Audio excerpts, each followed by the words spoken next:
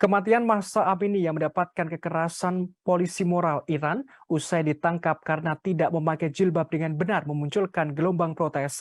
Aksi protes tidak hanya di dalam negeri tetapi juga luar negeri. Demonstrasi juga terjadi di London, Inggris, dan Paris, Prancis. Di Paris, Prancis, beberapa pengunjuk rasa meneriakkan slogan-slogan menentang pemimpin tertinggi Iran, Ayatullah Ali Khamenei. Mereka menunjukkan solidaritas dengan demo Iran yang menewaskan setidaknya 41 nyawa. Polisi Paris mengatakan sekitar 4.000 orang berkumpul untuk demonstrasi. Dalam aksi itu, satu orang ditangkap karena marah dan memberontak, sedangkan satu petugas terluka ringan. Selain itu dilaporkan, polisi Prancis juga menyemprotkan gas air mata dan taktik anti huru-hara. Hal ini untuk mencegah ratusan pendemo di ibu kota bergerak ke Kedubes, Iran. Sementara itu di London, Inggris, polisi melakukan 12 penangkapan. Akibat aksi ini ada 5 petugas terluka serius.